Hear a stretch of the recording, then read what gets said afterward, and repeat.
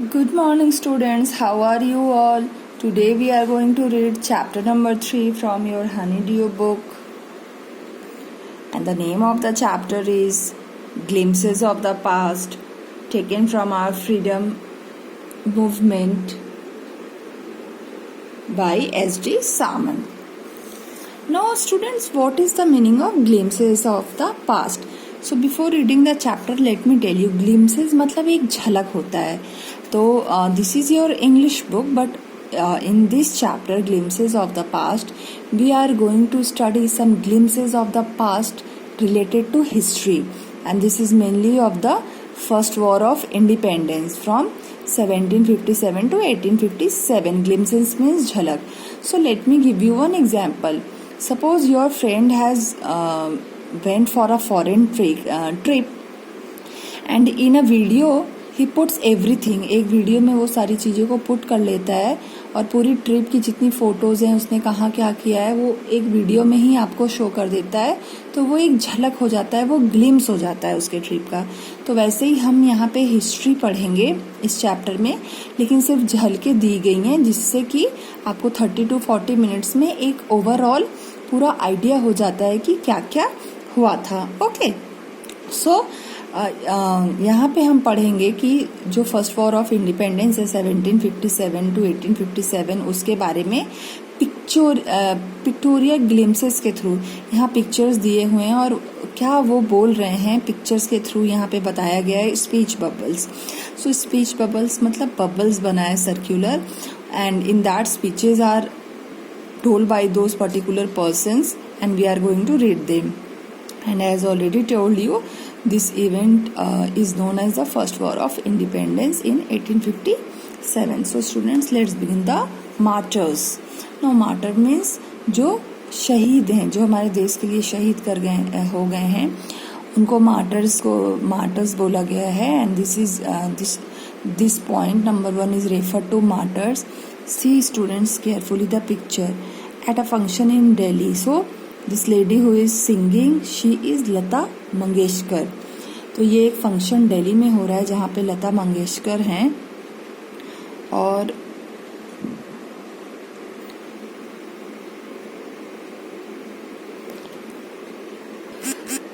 see in the picture the lady is, I already told you, Lata Mangeshwar, and beside Lata Mangeshwar this is Pandit Jawaharlal Nehru. Third one is Lal Bahadur Shastri and the last one is Indira Gandhi.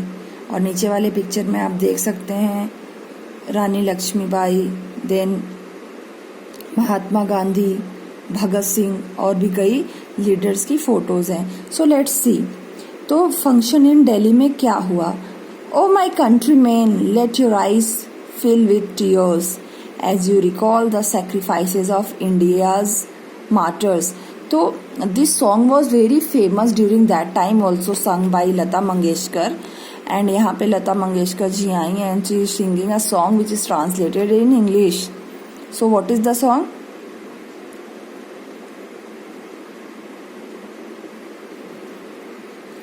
तो यहाँ पे गाना दिया है, ऐ मेरे वतन के लोगों जरा आँख में भर लो पानी, जो शहीद हुए हैं उनकी जरा याद करो कुर्बानी.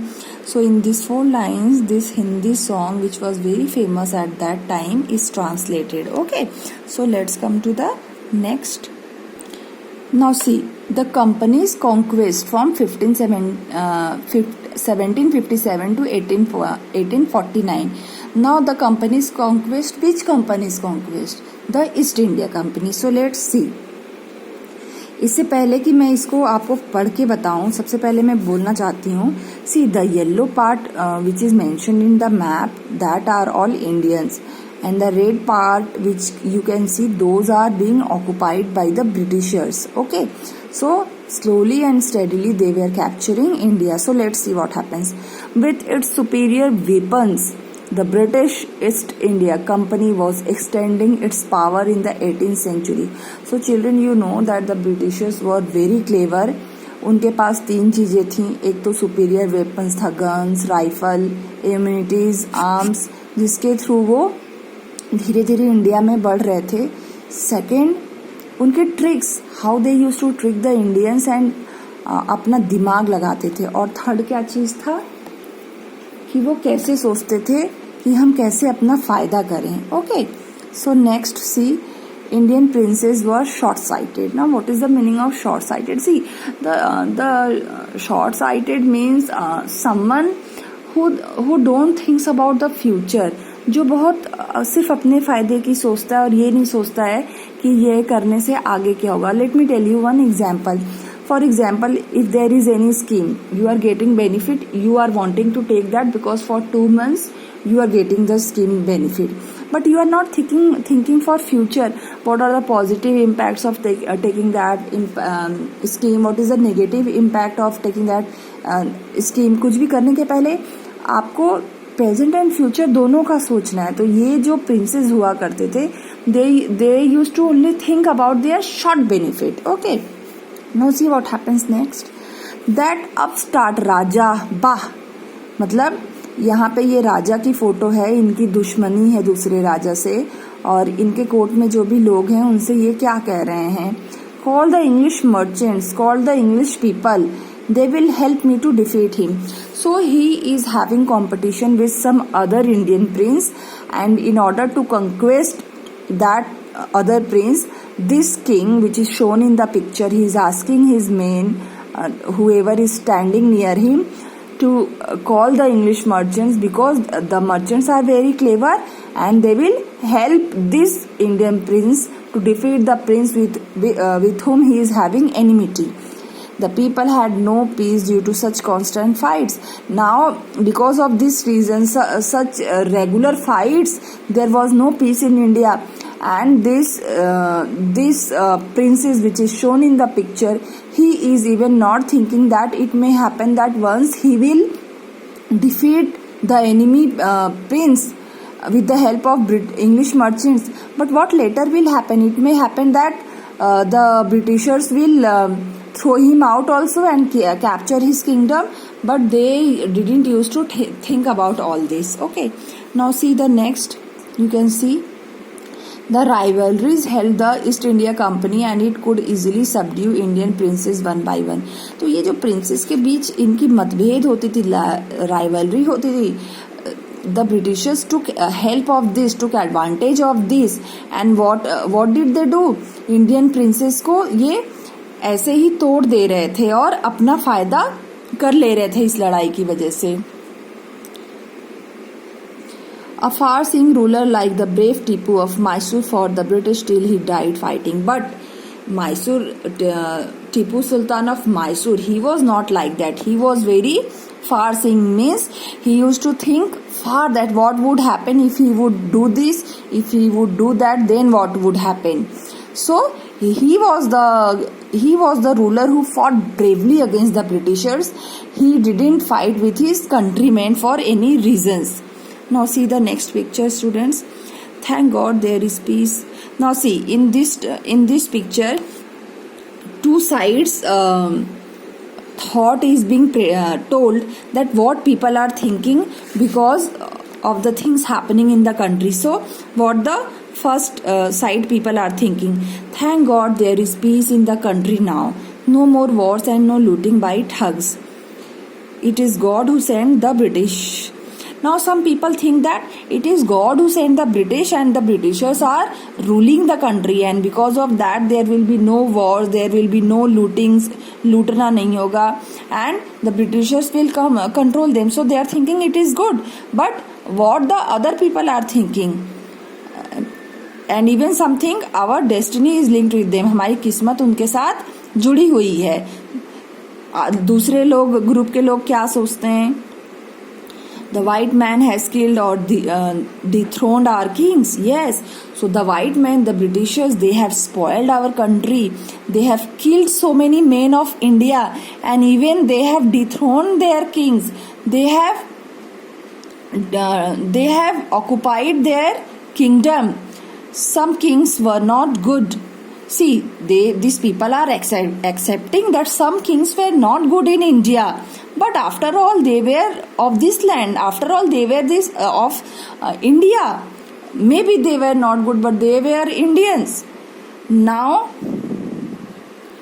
we have become slaves of foreigners. So what this group of people are thinking, that they have become nothing but slaves of foreigners. उनके स्लेव बन गए हैं, उनकी जो मर्जी हो रही है वो करा रहे हैं. So this type of two thoughts was existing during that time.